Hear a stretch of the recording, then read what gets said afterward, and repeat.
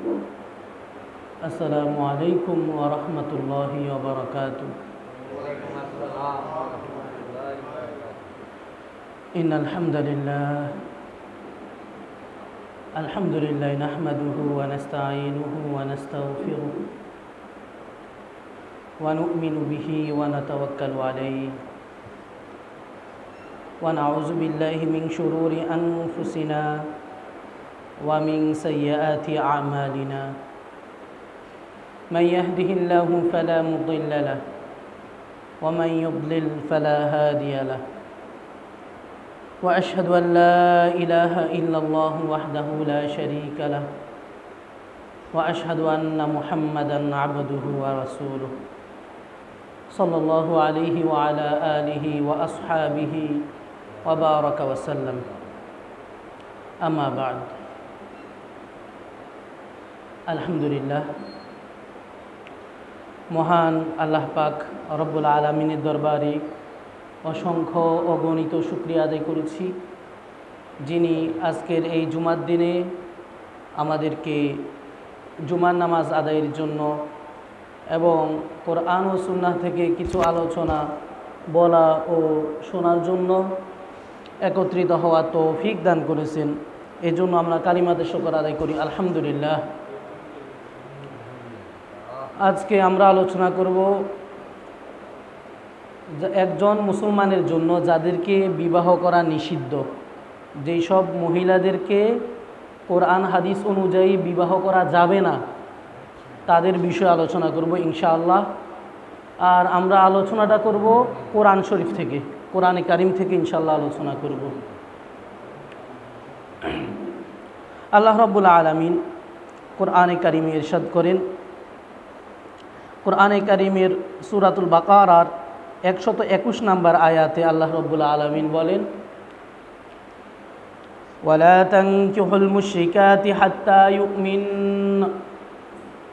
আল্লাহ বলেন, যারা তোমরা ওই সকল মহিলাদেরকে বিবাহ করবে না যারা মুশরিক, অর্থাৎ অমুসলিম মুশরিক। কীরকম মুশরিক? অমুসলিম। মুসলমানদের মধ্যেও মুশরিক আছে। মুসলমানের মধ্যে কি আছে? মুসলমানের মধ্যেও মুশরিক আছে।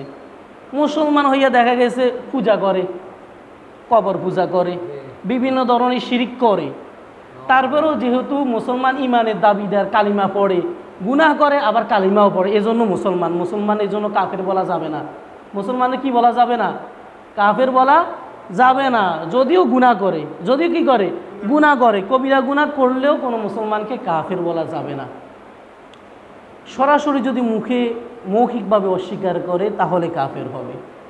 তো আল্লাহ তাআলা বলেছেন, তোমাদের জন্য হারাম করে দেওয়া হয়েছে ওই সকল নারীদেরকে তোমরা বিবাহ করবে না যারা অমুসলিম। যারা কি? অমুসলিম, মুসলমান নয়।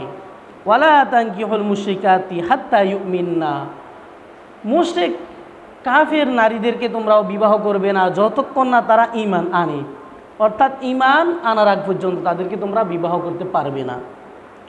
ওয়ালা আমাতুম মুমিনাতুন খায়রুম মিন মুশরিকাতিন ওয়ালাউ আজাবাতকুম। আল্লাহ বলেন, ওয়ালা আমাতুম মুমিনা, একজন মুমিন বান্দি, দাসী, অর্থাৎ একজন মুমিন মুসলমান নারী, চাই সে কালো হোক, কৃষ্ণাঙ্গ, চেহারা সুরত কালো, চেহারাতে এত সৌন্দর্য নাই, বেটে, অথবা বেশি মোটা সোটা, অথবা বেশি লম্বা, অর্থাৎ অসুন্দর। আল্লাহ বলেন, ওয়ালা আমাতুম মুমিনা, একজন ইমানদার দাসী, বান্দি দাসী, খায়রুম মিন মুশরিকা, একজন মুশরিক নারী থেকেও শ্রেষ্ঠ। সুবহানাল্লাহ বিহামদি। আল্লাহর কাছে একজন মুসলমান ইমানদার নারী, চাই সে যতই কুৎসিত হোক, কিন্তু আল্লাহর কাছে সে দামি। কার কাছে দামি? আল্লাহর কাছে সে সবচেয়ে দামি। আল্লাহ বলেন, সে একজন মুশরিকা নারী থেকেও আল্লাহর কাছে খুবই প্রিয়। ওয়ালাউ আজাবাতকুম, যদিও নাকি মুশরিকা নারী তোমাদের কাছে আকৃষ্ট মনে হয়, আকর্ষণীয় মনে হয়, সুন্দর লাগে, ভিন্ন ধর্মী নারী তোমাদের কাছে যদিও ভালো লাগে, কিন্তু একজন ইমানদার নারী, বান্দি, দাসী, সে তার চাইতেও আরও ভালো। কেন ভালো? আল্লাহ বলেন। এরপরে আল্লাহ তাআলা আরও বলেছেন, ওয়ালা তুনকিহুল মুশরিকিনা হাত্তা ইউমিনু। ইমানদার মহিলাদেরকেও বলতেছেন যে ওয়ালা তুনকিহুল মুশরিকিনা, তোমরা মুসলিম নারীরা তোমরা কাফের মুশরিক পুরুষের কাছে বিবাহ বন্ধনে আবদ্ধ হইও না। অর্থাৎ পুরুষ, ইমানদার পুরুষ কাফের মুশরিক নারীকে বিবাহ করতে পারবে না, এবং ইমানদার নারী সেও কাফের পুরুষের কাছে বিবাহ বন্ধনে আবদ্ধ হতে পারবে না, আল্লাহর পক্ষ থেকে নিষিদ্ধ। আল্লাহ বলেন, আর হে মুসলিম নারীরা তোমরাও কাফের মুশরিক পুরুষদের কাছে বিবাহ বন্ধনে আবদ্ধ হবে না, হাত্তা ইউমিনু, যতক্ষণ না তারা ঈমান আনে। ওয়াল আবদু মুমিনুন খায়রুম মিন মুশরিকিন ওয়ালাউ আজাবাকুম, একজন মুসলমান দরিদ্র অসহায় দাস গরিব একজন মুসলমান পুরুষ সে আল্লাহর কাছে খুবই প্রিয় মিন মুশরিকিন, একজন মুশরিক পুরুষ থেকেও। ওয়ালাউ আজাবাকুম, যদিও নাকি তোমাদের কাছে একজন কাফের মুশরিক পুরুষ তোমাদের কাছে বেশি প্রিয় হয়ে থাকে, তার অর্থকড়ির কারণে বা সহায় সম্পত্তির কারণে তোমাদের কাছে যদিও বড় মনে হয়, কিন্তু আল্লাহর কাছে একজন ইমানদার পুরুষ গরিব পুরুষও আল্লাহর কাছে শ্রেষ্ঠ। সুবহানাল্লাহ বিহামদিহি। এর কারণটা হচ্ছে কি, আল্লাহ বলেন উলাইকা ইয়াদউনা ইলান নার, আল্লাহ তাআলা নিষিদ্ধ করার কারণ হচ্ছে আল্লাহ বলেন তারা তোমাদেরকে জাহান্নামের দিকে, আগুনের দিকে ডাকবে। উলাইকা তারা, ইয়াদউনা তোমাদেরকে আহ্বান করবে, ইলান নার জাহান্নামের দিকে, আগুনের দিকে। ওয়াল্লাহু ইয়াদউ ইলাল জান্নাহ ওয়াল মাগফিরাতি বিইজনি, আর আল্লাহ তাআলা তো তোমাদেরকে ডাকছেন ইয়াদউ ইলাল জান্নাহ, তার জান্নাতের দিকে, এবং ওয়াল মাগফিরা এবং আল্লাহর ক্ষমার দিকে, বিইজনিহি তার নিজের অনুগ্রহে। সুবহানাল্লাহ বিহামদিহি। এরপরে আল্লাহ বলেন ওয়া ইউবাইয়িনু আয়াতিহি লিন-নাসি লাআল্লাহুম ইয়াতাযাক্কারুন, আর আমি আমার এই বিধানগুলোকে, আমার এই নিয়মগুলোকে আমি মানুষদের জন্য বর্ণনা করে দিচ্ছি। ওয়া ইউবাইয়িনু আয়াতিহি, তিনি স্পষ্টভাবে বর্ণনা করছেন, লিন-নাসি সকল মানুষদের জন্য, লাআল্লাহুম ইয়াতাযাক্কারুন তারা যেন এটার থেকে উপদেশ নসিহত শিক্ষা যেন গ্রহণ করে। তাহলে সর্বপ্রথম হচ্ছে অমুসলিমকে বিবাহ করা যাবে না। সর্বপ্রথম কাকে বিবাহ করা যাবে না? অমুসলিমকে বিবাহ করা যাবে না। এরপরে আল্লাহ তাআলা বড় একটা নীতিমালা তৈরি করে দিয়েছেন। সূরাতুন নিসার মাঝে আল্লাহ তাআলা ইরশাদ করেছেন, সূরাতুন নিসার 22 এবং 23 নম্বর আয়াতে আল্লাহ রাব্বুল আলামিন কিছু মহিলাদেরকে বিবাহ করতে নিষেধ করেছেন। এই আয়াতগুলোর শানে নুজুলের মাঝে বলা হয়েছে যে জাহিরি যুগে, ইসলামের প্রথম যুগে অথবা ইসলামের পূর্ব যুগে, তখন দেখা যেত বাবা যদি মারা যেত তাহলে ছেলে তার মাকে বিবাহের প্রস্তাব দিত, হয়তো সৎমা অথবা আপন মা, অর্থাৎ বাবার যদি অন্য স্ত্রী থাকে। এরকম একটা ঘটনা এরকম ঘটছিল। কারণ হচ্ছে ইসলামের আগে যুগে যারা যেটা করেছিল সেটা কিন্তু তাদের জন্য বৈধ ছিল, কারণ তখনও ইসলাম ধর্ম অবতীর্ণ হয়নি, ইসলাম এগুলো নিষিদ্ধ হয়নি। এটা সামনে আসবে। একটা ঘটনা এরকম ঘটছিল, একজন লোক মারা গিয়েছিল, আবু কুয়াইস তার নাম। তো সে মারা যাওয়ার পরে তার পুত্র সৎমাকে বিবাহ করার প্রস্তাব দিয়েছিল। যখন সৎমাকে বিবাহ করার প্রস্তাব দিয়েছিল তখন তিনি তাকে বারণ করলেন। ছেলেকে বলল যে আমি তো তোমাকে আমার নিজের ছেলের মতোই মনে করি, এটা তো তুমি যে আমাকে বিবাহের প্রস্তাব দিচ্ছ এটা তো অশোভনীয়, অসুন্দর, এটা তো ভালো দেখা যাচ্ছে না। তখন এই বিষয়টা নিয়ে তিনি রাসূলুল্লাহ সাল্লাল্লাহু আলাইহি ওয়াসাল্লামের কাছে গিয়েছিল। ওই মহিলাটা, তার নাম ছিল কুয়াইস, ছেলের নাম ছিল মুহসিন। যখন তিনি রাসূলুল্লাহ সাল্লাল্লাহু আলাইহি ওয়াসাল্লামকে এই ঘটনাটা খুলে বললেন, তখন রাসূল বললেন তুমি অপেক্ষা করো, আর আমিও আল্লাহ তাআলার পক্ষ থেকে ওহির অপেক্ষা করি। আল্লাহ তাআলা কি ফয়সালা দেন, আমি তো হুটহাট করে একটা বিষয় সমাধান দিতে পারি না। তুমি অপেক্ষা করো, আমি অপেক্ষা করি, দেখি আল্লাহ কি ফয়সালা করেন, আল্লাহ কি ওহি নাজিল করেন। তখন আল্লাহ তাআলা এই আয়াতগুলো নাজিল করেছেন, সূরাতুন নিসার 22 নম্বর এবং 23 নম্বর আয়াত। অত্র আয়াতে আল্লাহ রাব্বুল আলামিন বলেন ওয়ালা তানকিহু মা নাকাহা আবাউকুম মিনান নিসা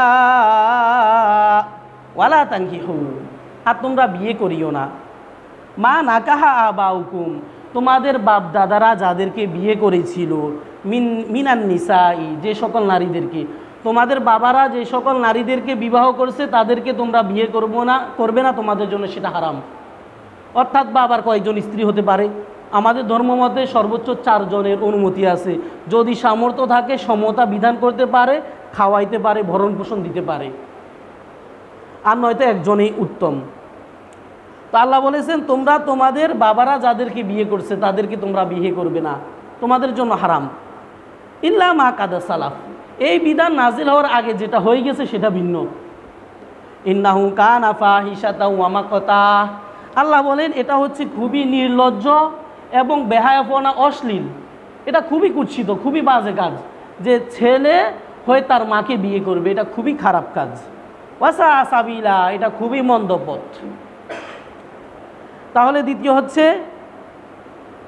বাপ দাদার স্ত্রী, বাবার স্ত্রী হলে হচ্ছে মা, দাদার স্ত্রী হলে দাদি, অথবা নানার স্ত্রী হলে নানি, এরকম এদেরকে বিবাহ করা নিষেধ। পরে আয়াতে আল্লাহ তাআলা আরও স্পষ্ট করে বলেছেন, আল্লাহ বলেন হুররিমাত আলাইকুম, তোমাদের উপর হারাম করে দেওয়া হয়েছে, অর্থাৎ তোমাদের জন্য মাহরাম। মাহরাম মানে হচ্ছে প্রথম হচ্ছে এদেরকে বিবাহ করা নিষেধ, এই সকল মহিলাদেরকে কি করা নিষেধ? বিবাহ করা নিষেধ। যাদেরকে বিবাহ করা নিষেধ তাদের সাথে দেখা দেওয়া যাবে। একজন পুরুষ যাদেরকে বিয়ে করতে পারবে না তাদের সাথে দেখা দিতে পারবে, তাদের সাথে কি করতে পারবে? দেখা দিতে পারবে, সচরাচর কথা বলতে পারবে, দেখা দিতে পারবে, যেখানে সেখানে যাইতে পারবে, প্রয়োজনে ওষুধ দাবাইয়ের জন্য যাইতে পারবে। তাহলে আল্লাহ বলেন হুররিমাত আলাইকুম, তোমাদের জন্য হারাম করে দেওয়া হয়েছে। এরা হচ্ছে তোমাদের মাহরাম, এরা হচ্ছে এগানা। এরা কি? এগানা। আর যারা বেগানা তাদেরকে বিয়ে করা যাবে, তাদের সাথে বিবাহ বন্ধন আবদ্ধ হওয়া যাবে। আল্লাহ বলেন হুররিমাত আলাইকুম, তোমাদের জন্য বিবাহ বন্ধন নিষিদ্ধ ঘোষণা করে দেওয়া হয়েছে উম্মাহাতুকুম, তোমাদের মাদেরকে। মাকে বিবাহ করা, আল্লাহ বলছেন মাদেরকে, অর্থাৎ বাবা যদি আরও স্ত্রী থাকে তাদেরকে বিয়ে করা নিষেধ। ওয়াবানাতুকুম, এবং তোমাদের মেয়েদেরকে বিবাহ করা, ঔরস জাত মেয়ে, তোমাদের নিজেদের মেয়েদেরকে বিবাহ করা তোমাদের জন্য নিষিদ্ধ ঘোষণা করা হয়েছে। ও আখাওয়াতুকুম, এবং তোমাদের বোনকে, সহদরা বোন, আপন বোন, তোমাদের বোনদেরকে তোমাদের জন্য নিষিদ্ধ ঘোষণা করা হয়েছে। ও আম্মাতুকুম, এবং তোমাদের খালা, তোমাদের ফুফুদেরকে, বাবার বোন, তোমাদের ফুফুদেরকে বিবাহ করা নিষেধ করা হয়েছে। ও খালাতুকুম, এবং তোমাদের খালাদেরকেও তোমাদের জন্য নিষিদ্ধ ঘোষণা করা হয়েছে। ওয়াবানাতুল আখি, আর তোমাদের ভাইয়ের মেয়ে অর্থাৎ ভাতিজি, ভাতিজিদেরকেও তোমাদের জন্য নিষিদ্ধ ঘোষণা করা হয়েছে। ওয়াবানাতুল উখতি, এবং তোমাদের বোনদের মেয়ে অর্থাৎ ভগিনী, ভাগিনীদেরকেও বিবাহ করা নিষেধ। এরপর আল্লাহ বলেন ওয়া উম্মাহাতুকুমুল্লাতি আরযানাকুম, এবং তোমাদের এমন মা যাদের থেকে তোমরা দুধ পান করেছো, অর্থাৎ দুধ মা, দুধ মাকেও বিবাহ করা নিষেধ। ও আখাওয়াতুকুম মিনার রাযা, এবং তোমাদের দুধ বোন, দুধ মায়ের যে মেয়ে থাকবে তাদেরকেও বিবাহ করা নিষেধ। ওয়া উম্মাহাতু নিসাইকুম, তোমাদের নারীদের মা, নারীদের মা বলতে স্ত্রীদের মা অর্থাৎ শাশুড়ি, শাশুড়িকেও বিবাহ করা কি নিষেধ, যাবে না, বিবাহ করা যাবে না। ওয়ারাবাইকুম, এবং তোমাদের পালক মেয়ে, এমন মেয়ে যারা তোমাদের ঘরে লালিত পালিত হয়েছে। আল্লাহ বলেন ওয়ারাবাইবুকুম আল্লাতী ফি হুজুরিকুম, এমন মেয়ে, পালক মেয়ে যারা তোমাদের ঘরে, তোমাদের কোলে তোমরা তাদেরকে লালন পালন করেছ, এদেরকেও বিবাহ করা যাবে না। শর্ত হচ্ছে আল্লাজি মিন নিসাইকুমুল্লাতি দাখলতুম বিহিন্না, যদি তাদের মায়েদের সাথে তোমাদের সহবাস হয়ে থাকে, অর্থাৎ যে মেয়ের মায়ের সাথে সহবাস হবে সে মেয়েটা তো নিজের মেয়ের মতো, সে মেয়ে নিজের মেয়ের মতো না। আল্লাহ বলেছেন যেই মেয়ে তোমাদের ঘরে লালিত পালিত হয়েছে, পালক মেয়ে, যদি তার মায়ের সাথে তোমাদের সহবাস হয়ে থাকে তাহলে এমন মেয়েকে তোমরা বিয়ে করতে পারবে না। ফাইল্লাম তাকুনু দাখালতুম বিহিন্না ফালা জুনাহা আলাইকুম, আল্লাহ বলেন আর যদি সেই পালক মেয়ের মায়ের সাথে তোমাদের সহবাস না হয়ে থাকে, নির্জনবাস না হয়ে থাকে, তাহলে এমন মেয়েকে বিয়ে করতে তোমাদের কোনো গুনাহ হবে না। ফালা জুনাহা আলাইকুম, এতে তোমাদের কোনো সমস্যা নেই, কোনো গুনাহ হবে না। এরপর আল্লাহ বলেন ওয়াহালাইলু আবনাইকুমুল্লাযীনা মিন আসলাবিকুম, তোমাদের ঔরসজাত সন্তানদের স্ত্রী অর্থাৎ পুত্রবধূ, পুত্রবধূদেরকে বিবাহ করা নিষেধ।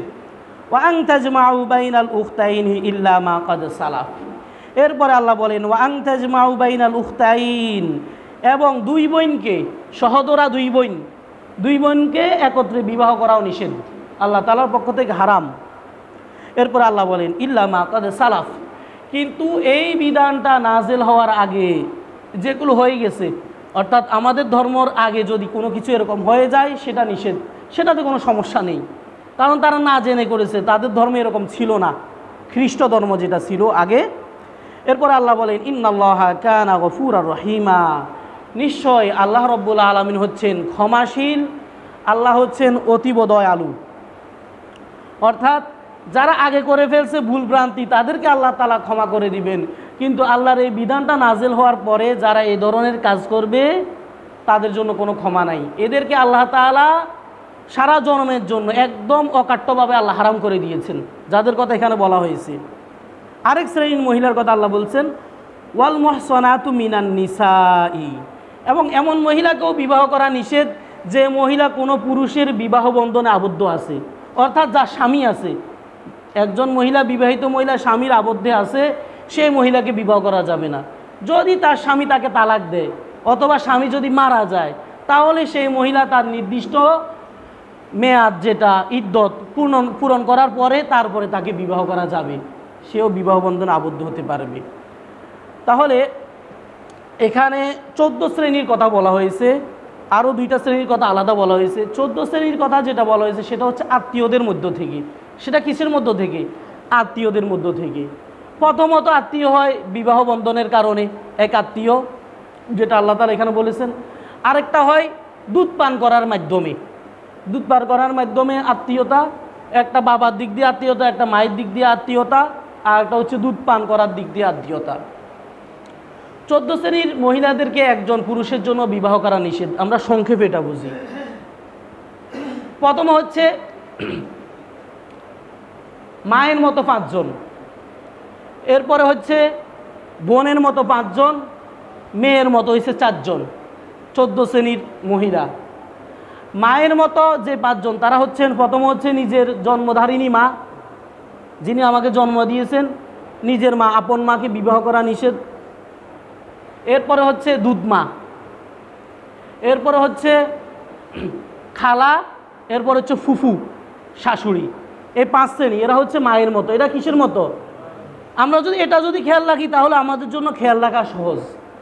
বিস্তারিত কোরআনে কারিমে যেরকম বলা হয়েছে এরকম আমাদের জন্য খেয়াল করে রাখা কঠিন, সেটা হচ্ছে আমাদের জানার জন্য। এখানেও কিন্তু আল্লাহ অনেক কিছু খুঁটিনাটি বিষয়গুলো তুলে ধরেছেন, একদম শর্টকাটে যেটা আমরা বুঝি। এরপরে তাহলে মায়ের জন্য 5 জন, মায়ের মতো মা, দুধ মা, খালা, ফুপু, শাশুড়ি। এরপর হচ্ছে বোনের মতো হচ্ছে 5 জন, তাদেরকে বিবাহ করা নিষেধ। নিজের বোন, আপন বোন, সহদরা বোন। এরপর হচ্ছে দাদি, নানি, নাতনি, এই 5 জনকে বিবাহ করা নিষেধ। নিজের বোন, দুধ বোন, নিজের বোন, দুধ বোন, দাদি, নানি, নাতনি। এরপরে হচ্ছে মেয়ের মতো 4 জন, নিজের মেয়ে, ভাইয়ের মেয়ে, বোনের মেয়ে, আর হচ্ছে পুত্রবধূ। এই হচ্ছে 14 জন। কতজন হয়েছে? 14 জন। 14 জন নারীকে বিবাহ করা নিষেধ। এরা হচ্ছে আত্মীয়র মধ্য থেকে। আর অনাত্মীয় যারা, তাদের কথা প্রথমেই এক জায়গাতে আল্লাহ তাআলা বলছেন যে মুশরিক, অমুসলিম মহিলাকে বিবাহ করা নিষেধ। এরপরে হচ্ছে যে মহিলা কোনো পুরুষের আবদ্ধে আছে, বিবাহ বন্ধনে আবদ্ধ আছে, তাকেও বিবাহ করা নিষেধ। আল্লাহ তাআলা আমাদেরকে বোঝার তৌফিক দান করেন। এবার আসি, এটা হচ্ছে পুরুষ কাকে বিবাহ করা যাবে না, এটা কিন্তু একটা পর্দার ব্যাপার সেবার। এটা কিসের ব্যাপার? পর্দা। অর্থাৎ যাদেরকে বিবাহ করা যাবে, এখানে যাদের কথা বলা হয়েছে, এদের সাথে একজন পুরুষ দেখা দিতে পারবে। এছাড়া অন্য যত মহিলা আছে তাদের সাথে দেখা দিতে পারবে না। পুরুষও মহিলার সাথে দেখা দিতে পারবে না, মহিলাও পুরুষের সাথে দেখা দিতে পারবে না। মহিলারা কাদের সাথে দেখা দিতে পারবে না, আল্লাহ তাআলা আরও বিস্তারিত ঘটনা, একদম বিস্তারিতভাবে আল্লাহ তাআলা কোরআনে কারিমের সূরাতুন নূরের মাঝে আল্লাহ রাব্বুল আলামিন ইরশাদ করেছেন, এটা বর্ণনা করে দিয়েছেন। সেগুলো হচ্ছে পর্দার আয়াত। এখানে যেটা হচ্ছে সেটা হচ্ছে বিবাহ সংক্রান্ত আয়াত, এটাতেও পর্দার কিছুটা মাসালা আছে। আর হচ্ছে পর্দার আয়াতের ব্যাপারে আল্লাহ রাব্বুল আলামিন বলেন, আল্লাহ রাব্বুল আলামিন বলেন কুল লিল মুমিনিনা ইয়াগুদ্দু মিন আবসারিহিম ওয়া ইয়াহফাজু ফুরুজাহুম। হে রাসূল, আপনি ঈমানদার পুরুষদেরকে বলে দিন, কুল আপনি বলে দিন, লিল মুমিনিনা ঈমানদার পুরুষদেরকে, ইয়াগুদ্দু তারা যেন নত করে রাখে, মিন আবসারিহিম তাদের দৃষ্টিচক্ষুকে, ওয়াহফাজু ফুরুজাহুম এবং তারা যেন তাদের গোপন অঙ্গের হেফাজত করে, সংরক্ষণ করে। যালিকা আজকা আলাহুম এটাই হচ্ছে তাদের জন্য খুব ভালো পবিত্রতার একটা মাধ্যম। ইন্নাল্লাহ খবীরুম বিমা ইয়াসনাউন তারা যাই করে না কেন আল্লাহ তাআলা সেটা ভালো করেই জানেন। আমরা পর্দার বিধান নিয়ে আলোচনা করি। পর্দা হচ্ছে ইসলামী শরীয়তে ফরজ। পর্দা করা কি ফরজ। বাংলাতে তো আমরা বলি পর্দা, আরবিতে বলা হয় হিজাব। হিজাব মানে পর্দা, অর্থাৎ দেখা না দেওয়া, পর পুরুষের সাথে কি করা, দেখা না দেওয়া, পর পুরুষের সংস্পর্শে না যাওয়া, নিজের শরীর না দেখানো, এরপরে কথাবার্তাও না বলা। কথা বুঝে আসছে? এটা হচ্ছে পর্দা। এটা আল্লাহ তাআলা ফরজ করে দিয়েছেন। পর্দার বিধান কি করে দিয়েছেন আল্লাহ তাআলা? ফরজ। নামাজ যেরকম ফরজ, হজ যেরকম ফরজ, জাকাত যেরকম ফরজ, রমজান মাসে রোজা রাখা যেরকম ফরজ, তদ্রূপ একটা ফরজ হচ্ছে পর্দা করাও ফরজ। আর পর্দাটা যে শুধু পুরুষরা মহিলারা করবে এমন না, মহিলা যে বেগানা পুরুষ থেকে দূরে থাকবে এমন না, পুরুষও মহিলাকে দেখতে পারবে না, মহিলাও পুরুষকে দেখতে পারবে না, যেটা আল্লাহ তাআলা বলেছেন। আল্লাহ প্রথমেই পুরুষদেরকে সম্বোধন করে বলেছেন, রাসূল আপনি বলে দিন লিল মুমিনিনা ঈমানদার পুরুষদেরকে আগে বলে দেন তারা যেন তাদের চোখকে নত করে রাখে, ওয়াহফাজু ফুরুজাহুম গোপন অঙ্গের যেন হেফাজত করে, যালিকা আজকা লাহুম এটাই তাদের জন্য তাকওয়া অবলম্বনের উত্তম মাধ্যম হবে। আর তারা যাই করুক না কেন আল্লাহ সেটা ভালো করেই জানেন। এরপরে আয়াত আল্লাহ বিস্তারিত বলেছেন সূরাতুন নূরের 31 নম্বর আয়াত। আল্লাহ এই আয়াতে বলেছেন, ওয়াকুল লিল মুমিনাতি ইয়াগদুদনা মিন আবসারিহিন্না, হে রাসূল আর ইমানদার নারীদেরকে আপনি বলে দিন তারা যেন তাদের দৃষ্টিকে নত রাখে, ওয়াহফাজনা ফুরুজাহুন্না এবং তারা যেন তাদের যৌনাঙ্গের হেফাজত করে, ওয়ালা ইউবদিনা জিনাতাহুন্না এবং তারা যেন তাদের সৌন্দর্যকে প্রদর্শন না করে, তারা যেন তাদের সৌন্দর্য রূপ এগুলো যেন না দেখায়, ইল্লা মা জহারা মিনহা যেটা সচরাচর দেখা যায়।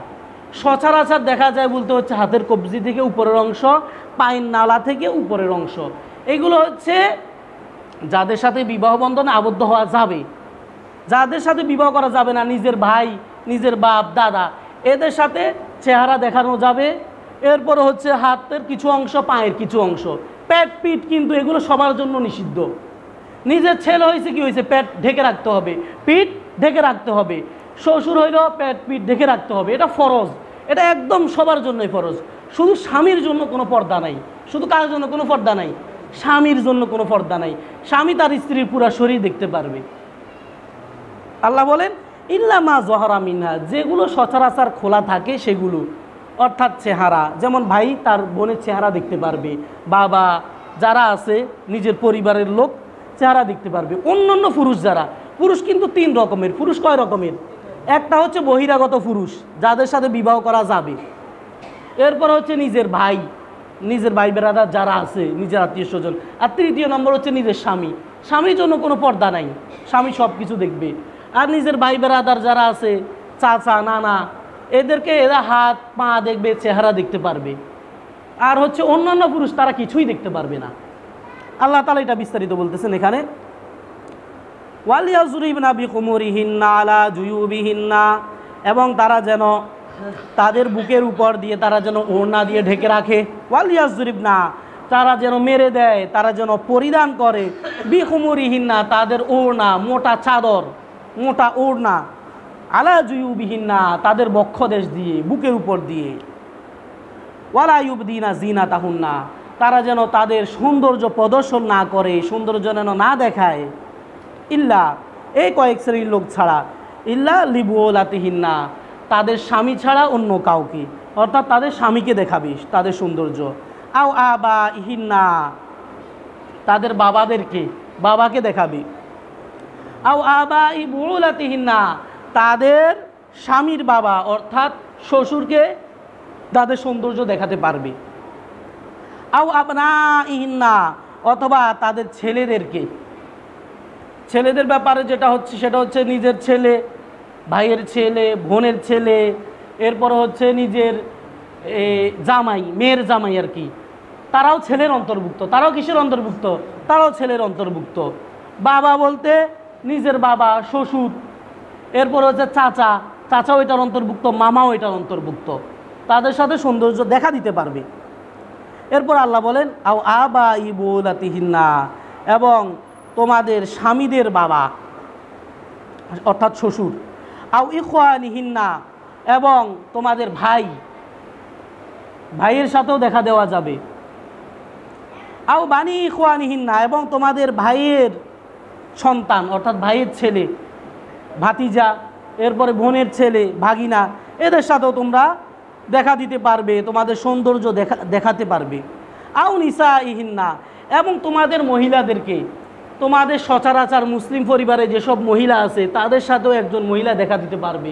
কিন্তু যেসব মহিলা পুরুষের মতো চলে, পর্দা করে না, হকারি করে, অনেক মহিলা আছে না হকার করে, এদিক সেদিক বেশি ঘোরাফেরা করে পুরুষের মতো, তাদেরকে বলা হয় দায়ুস। কোরআন হাদিসের ভাষায় এদেরকে দায়ুস বলা হয়।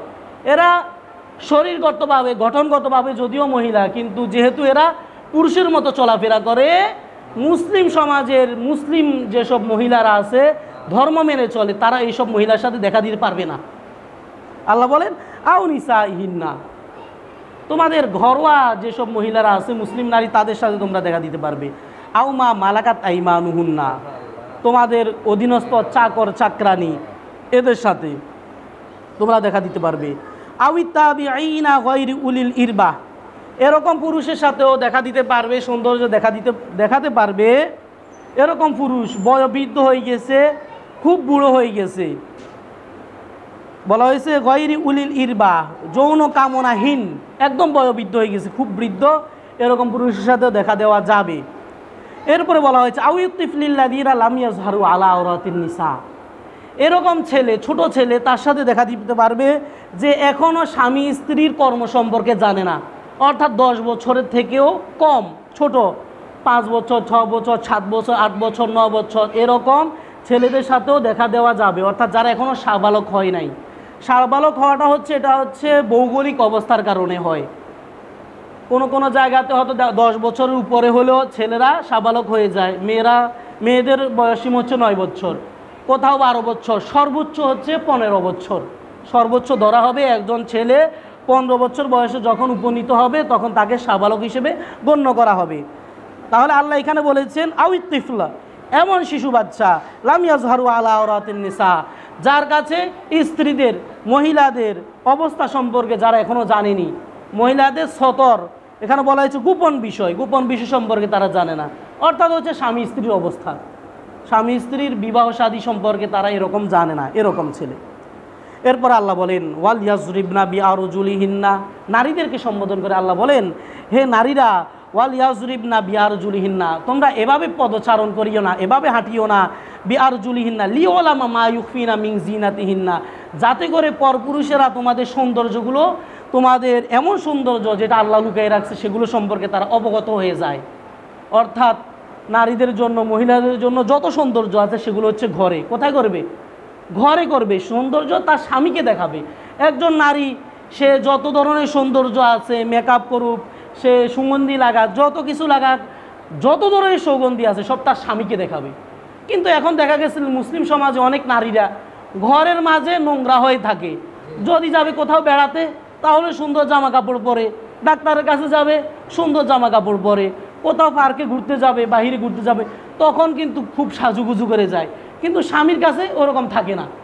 অথচ ইসলামে, কোরআনে এবং হাদিসে বলা হয়েছে স্বামীকে সৌন্দর্য দেখানোর জন্য।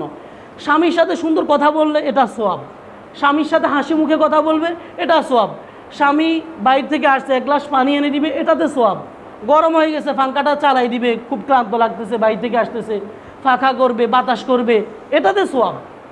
কিন্তু আমরা ইসলাম না মানার কারণে আমাদের কিন্তু অনেক ক্ষতি হয়ে যাচ্ছে, আমরা কিন্তু বুঝি না এগুলা। আল্লাহ তাআলা আমাদেরকে বোঝার তৌফিক দান করেন।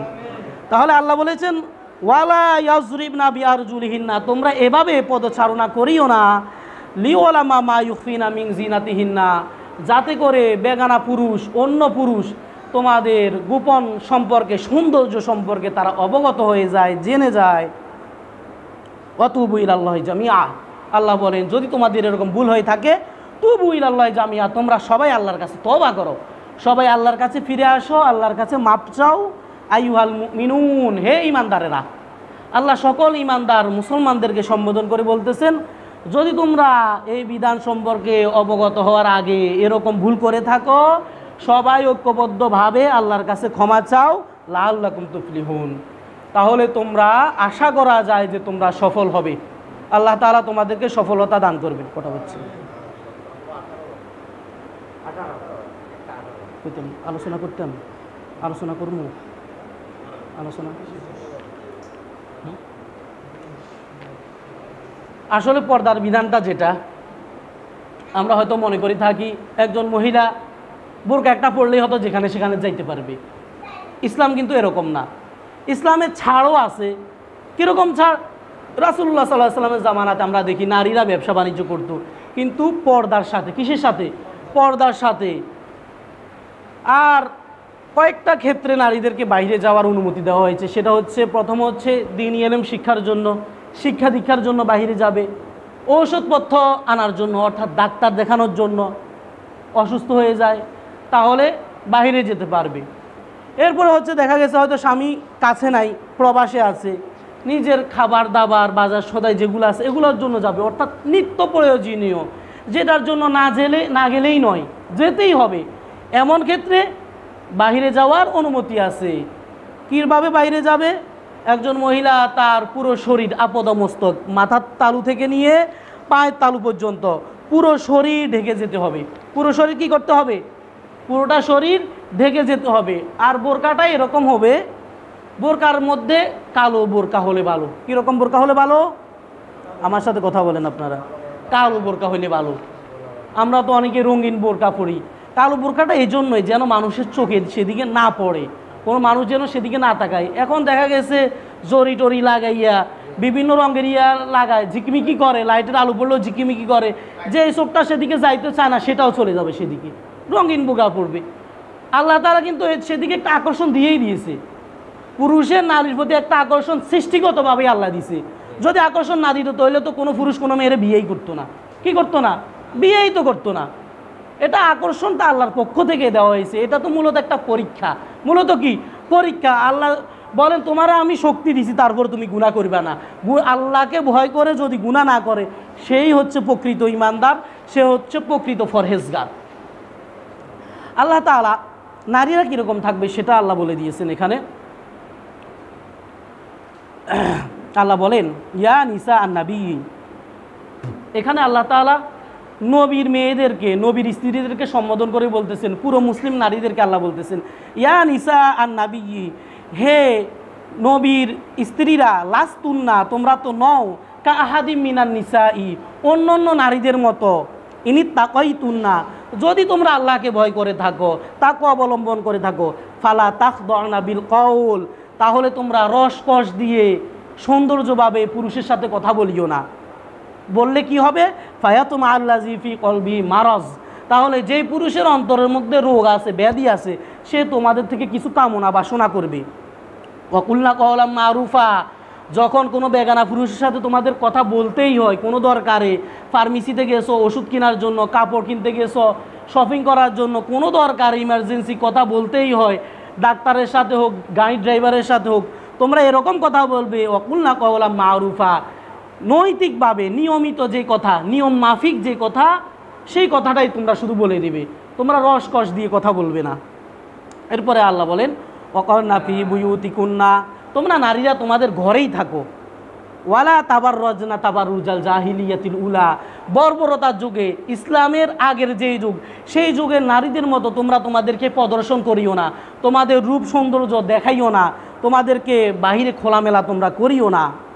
ওয়া আকিমনাস সালাতা ওয়া আতিনা যাকাত, তোমরা নামাজ কায়েম করবে এবং যাকাত প্রদান করবে।